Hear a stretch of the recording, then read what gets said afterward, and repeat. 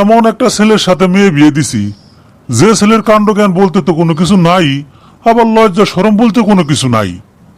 তার কাজই হচ্ছে শ্বশুর বাড়িতে ঘন ঘন আসা, পেট বোঝাই করে খাওয়া আর নাক ডেকে ডেকে ঘুমান। আর ওদিকে আমার মেয়েটা তো হয়েছে তো আর এক গাধা। এই গাধা নাকি করে কি, জামাইকে নিজ হাতে তুলে তুলে খাওয়ায়। এই কথা আমি যেদিন থেকে শুনেছি সেদিন থেকেই আমার মরে যেতে ইচ্ছা করছে। শোনো প্রিয়াঙ্কা, মানুষ শ্বশুর বাড়িতে আসে কি জন্যে? মানুষ শ্বশুর বাড়িতে আসে হচ্ছে একটু আরামায়েশ করার জন্যে আর ভালো মন্দ খেতে, তাই নাকি? তাই তো না? আমি ভুল বললাম? না, তুমি ঠিকই বলেছো। এখন কথা হলো, আমি যতবার খাবো ততবার যদি আমার নিজের হাত দিয়ে খেতে হয়, তাহলে কি আমার সেই আরামায়েশটা থাকলো? থাকলো? থাকলো না। সুতরাং এখন থেকে আমি যতবার খাবো ততবার কিন্তু আমাকে আদর করে তোমার নিজ হাতে আমাকে খাইয়ে খাইয়ে দিতে হবে। বিষয়টা কি বুঝেছো না বুঝো নাই? হ্যাঁ, বুঝেছি। তোমাকে আদর করে করে আমার নিজ হাতে তোমাকে খাইয়ে দিতে হবে। এই যে বাবা কেহরমান। আব্বা, কেরমান না, কোরবান। আমার নাম কোরবান আলী। ওই হলো একই কথা, কোরবান আর কেহরমান একই জিনিস। মা প্রিয়াঙ্কা, তুমি একটু ঘরের ভিতরে যাও তো, জামাই বাবার সাথে আমার একটু পার্সোনাল কথা আছে। যাও যাও। ঠিক আছে বাবা, যাচ্ছি।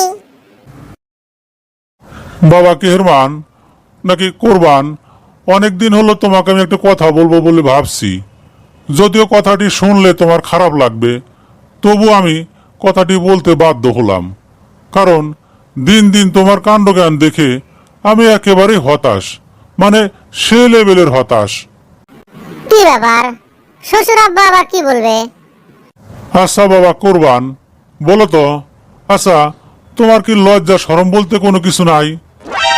বলেন কি আব্বা, লজ্জা শরম নাই মানে? কে বলেছে আমার লজ্জা শরম নাই? আমি তো সবসময় লজ্জা শরম নিয়েই থাকি। লজ্জা শরম তো আমার মধ্যে একেবারে ভরপুর।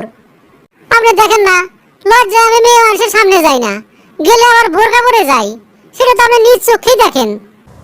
না ঠিক আছে, মেয়ে মানুষ দেখলে তুমি লজ্জা পাও, বোরকা পরে যাও, এটা একটা ভালো গুণ। কিন্তু আমি তোমাকে সেই লজ্জার কথা বলছি না।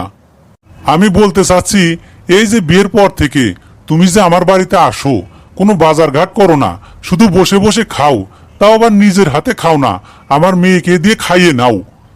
এখন প্রশ্ন হলো, এই যে তুমি বাজার ঘাট করো না, শ্বশুর বাড়িতে এসে শুধু বেলজ্জা বেহায়ের মতো খাও, তোমার কি পূর্ব বংশ, মানে তোমার বাপ চাচারা কি তোমাকে শিখিয়ে দেয়নি যে শ্বশুর বাড়িতে আসলে কিভাবে আসতে হয়?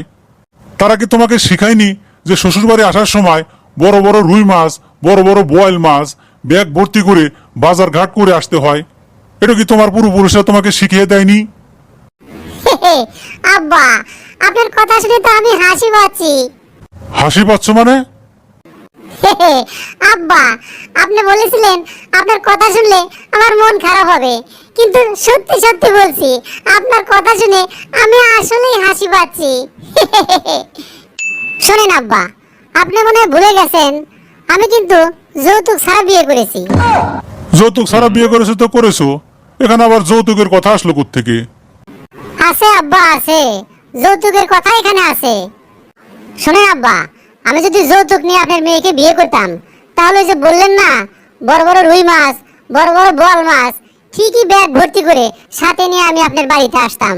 কিন্তু যেহেতু আমি যৌতুক নিয়ে বিয়ে করি নাই, সুতরাং এইসব বাজার সাথে নিয়ে আসার কোনো তো প্রশ্নই আসে না। বলো কি তুমি, এসব কি কথা?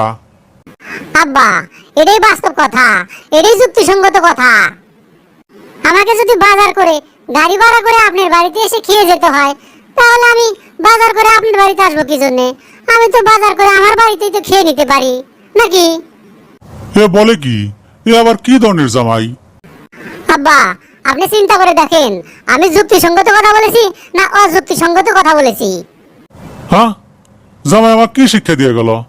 তাহলে কি জামাইয়ের যুক্তি ঠিক না আমার যুক্তি ঠিক? আচ্ছা, আপনারা একটু কমেন্টসে লিখে যান তো, কার যুক্তিটা ঠিক, জামাইয়ের যুক্তি না আমার যুক্তি?